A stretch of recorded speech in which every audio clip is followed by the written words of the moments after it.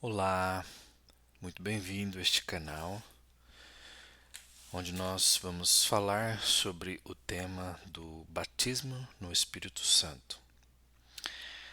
Às vezes temos dificuldade de entender coisas do nosso mundo físico e, consequentemente, ficamos alegres quando entendemos algo que antes era um tanto enigmático, complicado. Creio que quando falamos sobre o mundo invisível, torna-se mais complexo e difícil de entender. Entendemos algumas coisas por ter estudado, outras por experiência, outras por ter ouvido alguém ensinar, outras por curiosidade de aprender, e assim por diante. Entender quem ou o que é o Espírito Santo tem sido um tanto fácil e ao mesmo tempo enigmático para entender. Espírito Santo é um substantivo masculino, sendo assim, a preposição deve ser a letra O. Vamos analisar, à luz das Escrituras, quem é o Espírito Santo. Gênesis capítulo 1, verso 2. Era a terra sem forma e vazia. Trevas cobriam a face do abismo, e o Espírito de Deus se movia sobre a face das águas. Na criação, vemos claramente o Espírito de Deus, o Espírito Santo, agindo. Livro de Provérbios, capítulo 8, a partir do verso 12. Eu, a sabedoria, moro com a prudência, e tenho o conhecimento que vem do bom senso. Temer ao Senhor é odiar o mal. Odeio o orgulho e a arrogância, o mau comportamento e o falar perverso. Meu é o conselho sensato. A mim pertence o entendimento e o poder. Verso 15. Por meu intermédio os reis governam, e as autoridades exercem a justiça. Verso 16. Também por meu intermédio governam os nobres, todos os juízes da terra. Amo os que me amam, e quem me procura me encontra. Comigo estão riqueza e honra, prosperidade e justiça duradouras. Meu fruto é melhor do que o ouro puro. O que ofereço é superior à prata escolhida. Ando pelo caminho da retidão, pelas veredas da justiça, concedendo riqueza aos que me amam e enchendo os seus tesouros. Verso 22. O Senhor me criou como o princípio do seu caminho, antes das suas obras mais antigas. Verso 23. Fui formada desde a eternidade, desde o princípio, antes de existir a terra. Verso 24. Nasci quando ainda não havia abismos, quando não existiam fontes de água. Vemos que a sabedoria está falando na primeira pessoa do singular.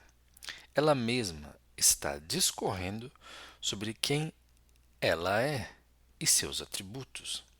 No verso 23, ela diz que ela foi formada antes da terra. No verso 24, ela diz que foi formada antes de haver abismos, antes de existir fontes de água. Quem andava sobre as águas? Quem estava agindo sobre a fonte das águas? Ela mesma, o Espírito de Deus. Como nossa mente é incapaz de entender as coisas invisíveis baseada na nossa mente humana, teremos uma imensa dificuldade em entender sobre esse assunto. Mas com a ajuda da sabedoria, o Espírito Santo, iremos entender sobre o seu ser. Em nossa língua materna, no caso o português, vemos o quão complexo é entender algumas regras gramaticais, sem um estudo profundo da sua morfologia, sintaxe, linguagem, etc. Moisés, quando indagou quem era que falava com ele através da sarça ardente, no livro de Êxodo, capítulo 3, verso 14, disse Deus a Moisés: Eu sou o que sou. É isto que você dirá aos israelitas: Eu sou, me enviou a vocês. Se alguém lhe perguntar seu nome e você responder: Eu sou o que sou, com certeza a pessoa não vai entender. Mas por quê? Porque essa resposta é impossível para uma mente humana decifrar. Ou seja, não temos a capacidade espiritual de decifrar coisas que nossa mente humana não foi projetada para entender. Outro exemplo está no livro de Juízes, capítulo 13, versos 17 e 18. Então Manoá perguntou ao anjo do Senhor: Qual é o seu nome? Para que te prestemos homenagem quando se cumprir a sua palavra. Ele respondeu: Por que pergunta o meu nome? Meu nome está além do entendimento. Aqui está claro que não se pode entender por habilidade intelectual seu nome, gênero e origem. Dessa forma, atribuir ou afirmar por capacidade intelectual humana o nome, gênero ou origem do Espírito Santo é impossível. Se basearmos nossa compreensão sobre ele ou ela, a sabedoria, por meios humanos, gramaticais ou intelectuais, ficaremos sem entender sobre ele, ela, a sabedoria. O emprego do artigo a ou o não muda sua essência divina. Somente para nós humanos, que infelizmente só conseguimos entender de forma escassa, vamos analisar alguns textos bíblicos. Capítulo de número 27, versículo 18. Então o Senhor disse a Moisés: Chama Josué, filho de Num, homem em quem está o Espírito, e imponha as mãos sobre ele. Deuteronômio capítulo 34, verso 9. Ora, Josué, filho de Num, estava cheio do espírito de sabedoria, porque Moisés tinha imposto as suas mãos sobre ele, de modo que os israelitas lhe obedeceram e fizeram o que o Senhor tinha ordenado a Moisés. Vemos aqui que Moisés colocou a mão sobre Josué, e este foi cheio do Espírito Santo, espírito de sabedoria. Para ratificar esta passagem, vamos ler o livro de Atos, capítulo 9, verso 17. Então, Ananias foi, entrou na casa, impôs as mãos sobre Saulo e disse: Irmão Saulo, o Senhor Jesus, que lhe apareceu no caminho, por onde você vinha, enviou-me para que você volte a ver e seja cheio do Espírito Santo. Na primeira carta aos Coríntios, capítulo 2, versículo 1. Eu mesmo, irmãos, quando estive entre vocês, não fui com discurso eloquente, nem com muita sabedoria, para lhes proclamar o mistério de Deus. Pois decidi nada saber entre vocês, a não ser Jesus Cristo, e este crucificado. E foi com fraqueza, temor e com muito tremor que estive entre vocês. Verso 4. Minha mensagem e minha pregação não consistiram de palavras persuasivas de sabedoria, mas consistiram de demonstração do poder do Espírito, para que a fé que vocês têm não se baseasse na sabedoria humana, mas no poder de Deus. Entretanto, falamos de sabedoria entre os maduros, mas não da sabedoria da era ou dos poderes desta era, que estão sendo reduzidos a nada. Pelo contrário, falamos da sabedoria de Deus, do mistério que estava oculto, o qual Deus preordenou antes do princípio das eras para a glória de Deus. A sabedoria que Paulo pregava não se baseava em palavras ou conhecimento humano, como está visível no verso 4 e 5. Paulo descreve claramente a diferença da sabedoria que humanos assim entendem e a sabedoria de Deus.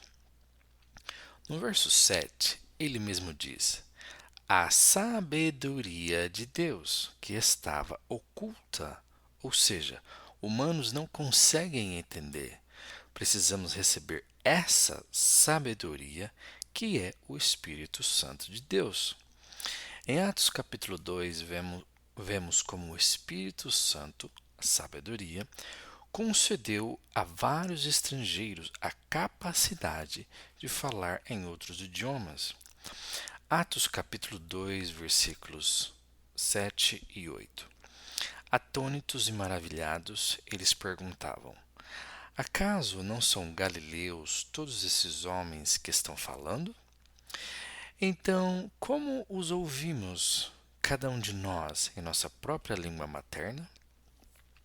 No verso 11, diz assim: tanto judeus como convertidos ao judaísmo, cretenses e árabes, nós os ouvimos declarar as maravilhas de Deus em nossa própria língua. Aqui fala de como o Espírito Santo os capacitou para falar no idioma dos árabes, cretenses e todos os outros povos estrangeiros para a confirmação da lei. Coríntios capítulo 14, verso 21. Porque está escrito na lei: por meio de homens de outras línguas e por meio de lábios de estrangeiros falarei a este povo, mas, mesmo assim, eles não me ouvirão, diz o Senhor. Paulo, Paulo recebeu, foi batizado com, ou seja, recebeu a sabedoria de Deus, o Espírito Santo, para pregar, ensinar e testificar. Segundo Timóteo, capítulo 1, verso 6.